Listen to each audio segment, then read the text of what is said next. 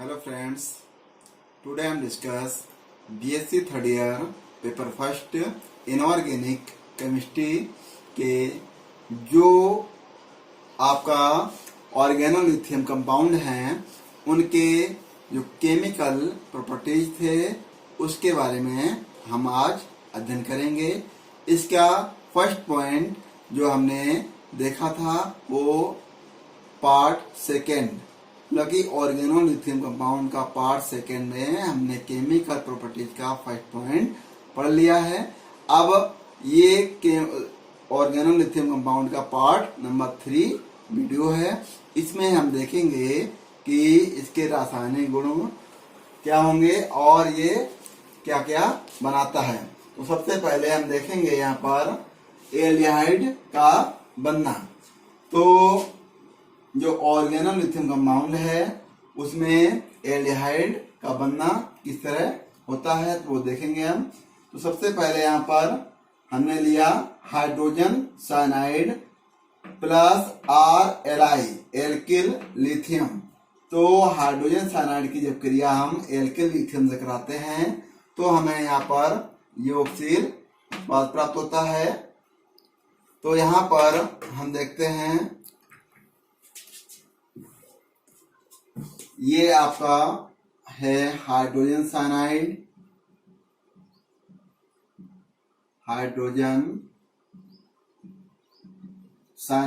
ये एल्किल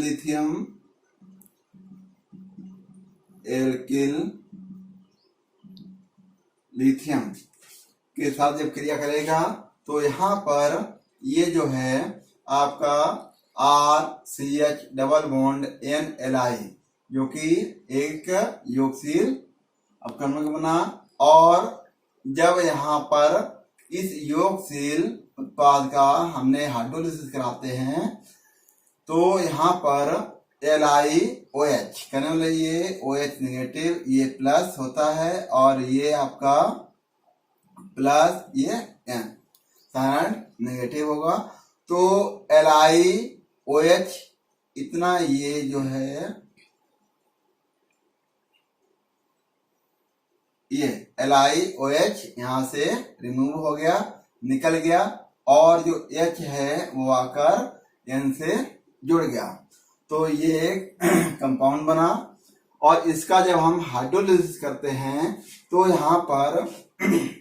यहाँ पर हमें क्या प्राप्त होगा N से जो N और 2H ये तो मतलब कि अमोनिया यहाँ से निकल जाता है ये वाला और हमें क्या प्राप्त होता है ये एल्डिहाइड प्राप्त होता है RCHO। ये है आपका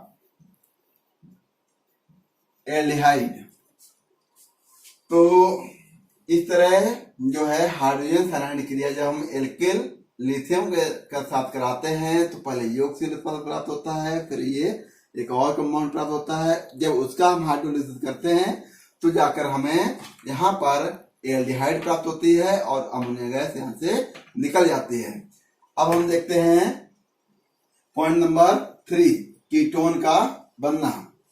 तो सबसे पहले हम देखेंगे कि यहाँ पर एल्किल साइनाइड है और एल्किल साइनाइड की क्रिया हमने एल्किल लिथियम से किया तो यहाँ पर ये योगशील कंपाउंड प्राप्त हुआ जिसका हमने हाइड्रोलिसिस किया। तो यहाँ पर LiOH लिथियम हाइड्रोक्साइड यहाँ से निकल जाता है और जो H है वो आकर यहाँ पर जुड़ जाता है। तो एक ये नया कंपाउंड प्राप्त होता है जिसमें 2 एल्किल ग्रुप जुड़े होते हैं और जब इसका हम हाइड्रोलिसिस करते हैं तो हमें यहाँ पर कीटोन प्राप्त होता है और अमोनिया गैस यहाँ से निकल जाती है। अब हम देखेंगे ईथर का बनना। क्योंकि पहले देखा हमने एल्डिहाइड प्राप्त हुआ हमें यहाँ पर, दूसरे में कीटोन प्राप्त हुआ और इसके बाद पॉइंट नंबर 4 है जहां पर हम देखेंगे ईथर का बनना। तो यहाँ पर जब मोनोक्लोरो ईथर पर कार्ब लिथियम की क्रिया कराई जाती है तब उच्च ईथर प्राप्त होते हैं। तो सबसे पहले हम देखेंगे कि ROCH2Cl तो यहाँ पर क्या है ये, मोनोक्लोरो ईथर। कहने मतलब ये हुआ कि जो ईथर का समान सूत्र होता है वो होता है ROR डैश। तो RO यहाँ पर है, R डैश पे यहाँ पर CH2Cl ले लिया है। तो यहाँ पर क्या है, Cl कितना है, 1 है। तो ये हो गया मोनोक्लोरो ईथर। और मोनोक्लोरो ईथर क्रिया हमने यहाँ पर एल्किल लिथियम के साथ करवाई है। तो हमें यहाँ पर हाई या उच्च ईथर प्राप्त यहाँ पर होते हैं, ROCH2R डैश। कहने वाला ये हुआ कि R कोई भी एल्किल ग्रुप है उससे CH2 और ये भी कोई C2H5, इससे डिफरेंस कोई एल्किल ग्रुप लेंगे तो यहाँ पर हाई ईथर प्राप्त होगा या उच्च ईथर प्राप्त होता है, उच्च ईथर प्राप्त होता है और लिथियम क्लोराइड यहाँ से निकल जाती है। अब हम देखेंगे कि पहला हमने देखा था उसी के सारे पार्ट थे कि ग्रिग्नाल अपक्रमक से समानता के सारे रिएक्शन थे। और अब हम जो देखेंगे वो है ग्रिग्नाल अपक्रमक से भिन्नता के बारे में। तो यहाँ पर कार्बन डाइऑक्साइड नंबर 1 है, कार्बन डाइऑक्साइड का योग। तो कार्बन डाइऑक्साइड ग्रिग्नाल अपक्रमक के साथ कार्बोक्सिलिक बनाती हैं, जबकि कार्ब लिथियम यौगिक के साथ कीटोन बनते हैं। तो यहाँ पर ये जो है कार्बन डाइऑक्साइड क्रिया हमने एल्किल लिथियम के साथ कराई तो ये युगशील उत्पाद प्राप्त हुआ। फिर हमने यहाँ पर R एल्किल लिथियम के साथ क्रिया कराई तो भी ये एक और युगशील उत्पाद प्राप्त हुआ, जिसका हमने हाइड्रोलिसिस किया तो हमें ये कंपाउंड प्राप्त हुआ। तो जैसा कि हमने कहा है कि किसी एक ही कार्बन से जब 2 OH ग्रुप जुड़े होंगे तो स्वतः ही वहां से एक वाटर का मॉलिक्यूल निकल जाता है।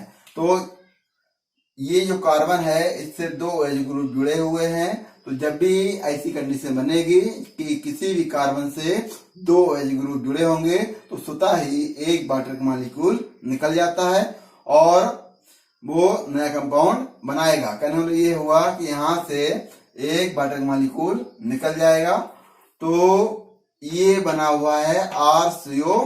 कहने वाला ये हुआ कि ये कीटोन बन गया हुआ है। इसको हम एक तरीके से लिख सकते हैं यहाँ पर RCOR। तो ये एक कीटोन यहाँ पर हमें प्राप्त हुआ।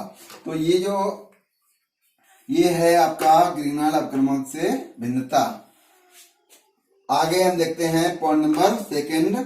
इसमें एरोमेटिक वलय के सक्रिय कार्बन परमाणु से योग।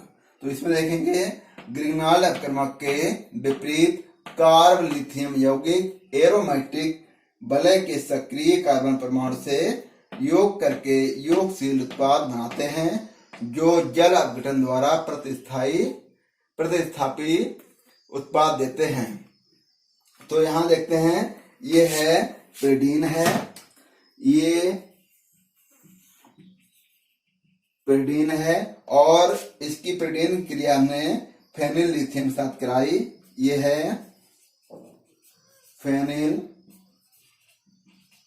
लिथियम के साथ कराई तो यहाँ पर एक योगशील उत्पाद प्राप्त हुआ हमें। और जब इसका हमने हाइड्रोलिसिस कराया तो जब हाइड्रोलिसिस कराते हैं तो हमें यहाँ पर फेनिल पेडीन प्राप्त होती है, लिथियम हाइड्रोक्साइड निकल जाता है और हाइड्रोजन गैस भी यहाँ से निकल जाती है। क्योंकि जब पेडीन की क्रिया हम फेनिल लिथियम के साथ कराते हैं तो ये जो फेनिल है वो इसके एक्टिव कार्बन पर रिएक्ट करता है, यहाँ से एक्टिव कार्बन पर ये रिएक्ट करके वहां पर जुड़ जाता है और लिथियम जो है नाइट्रोजन से यहाँ पर साथ में जुड़ जाती है।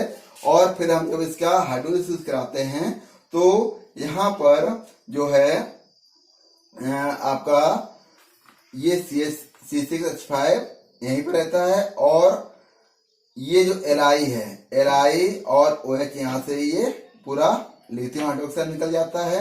और ये जो कहने वाले ये हुआ कि H एक ये और एक H यहाँ से ये H2 के रूप में निकल जाएगा। और लास्ट में जो एक प्रोडक्ट प्राप्त होता है वो है फेनिलप्रेडीन। ये मुख्य उत्पाद के रूप में हमें यहाँ पर प्राप्त होता है। इसका नाम है फेनिलप्रेडीन।